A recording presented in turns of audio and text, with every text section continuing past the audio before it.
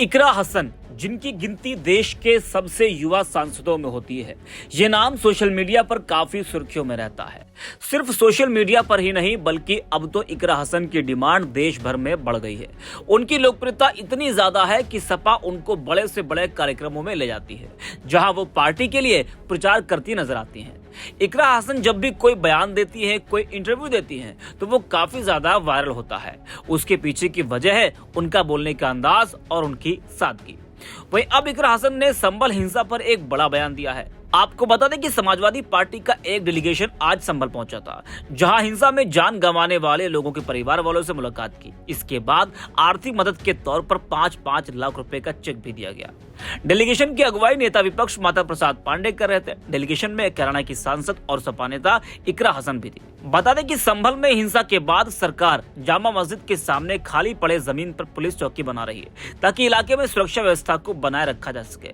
Police चौकी बनाए जाने और अन्य गतिविधियों पर सांसद इकरा हसन ने कहा कि मुझे लगता है कि इन सब चीजों की जरूरत नहीं है, क्योंकि हमारे देश का जो कानून है उसका सभी को पालन करना चाहिए। प्लेसेस ऑफ वर्शिप एक्ट इसलिए लाया गया था क्योंकि जो भी राजा बनता था वो व्यवस्था अपने हिसाब से बदल देता था, लेकिन अब हम लोकतंत्र में हैं। अब यहाँ किसी का राज नहीं है, किसी के तानाशाही नहीं है। इकरा हसन ने क्या कुछ कहा है वो भी आप सुनिए।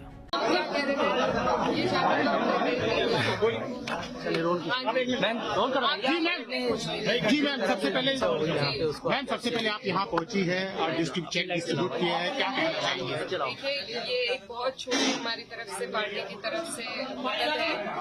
कोई की घटना को यहाँ पर अंजाम दिया गया, उसकी कोई भरपाई नहीं है, हमें बेहद अफसोस है। लेकिन फिर भी जो भी नुकसान हमारे लोगों का यहाँ पर हुआ है प्रशासन द्वारा, तो उसके लिए हम ये एक छोटी सी मदद लेकर यहाँ पर पार्टी की तरफ से आए हैं। हमने पहले भी प्रयास किया लेकिन किसी को आने नहीं दिया गया।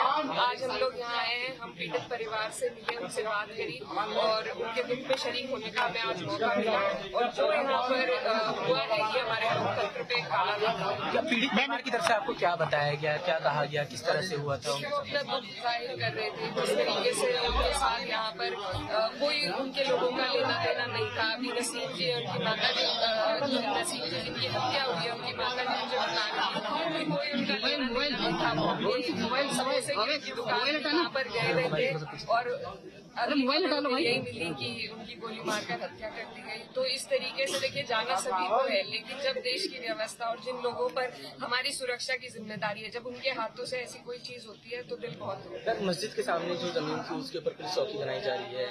बिल्कुल, ASI का जो नियम है, उसकी जो चिन्हित प्रॉपर्टी है, उसके इर्द गिर्द 100 मीटर तक कोई कंस्ट्रक्शन नहीं हो सकता है। उसके बावजूद इस तरीके से वहाँ पर चौकी बनाई जा रही है। इस पर रोक लगनी चाहिए। और यहाँ का जो प्रशासन है उसने अपना भरोसा इतना खो दिया है घटना को अंजाम देकर, तो इसीलिए लोगों को आपत्ति है। जिस तरह से बंद मंदिर मिले हैं यहाँ पे, कई कूप जो हैं और कुएं मिले हैं, लगातार इस तरह का अभियान जो अभी तक चल रहा है, तो इस अभियान को आप कैसे देखती हैं? देखिए, मुझे लगता है बहुत ही इन सब चीजों की कोई जरूरत नहीं है, क्योंकि हमारे देश का जो कानून है सभी को उसका पालन करना है। प्लेसेस ऑफ वर्शिप एक्ट है, इसीलिए लाया गया था कि जो राजशाही शासन है उस दौरान जो हुआ, व्यवस्थाएं बदल जाती थी। जो भी राजा बनता था वो अपने हिसाब से व्यवस्था बदल देता था। लेकिन अब हम एक रिपब्लिक है, अब हम एक लोकतंत्र है।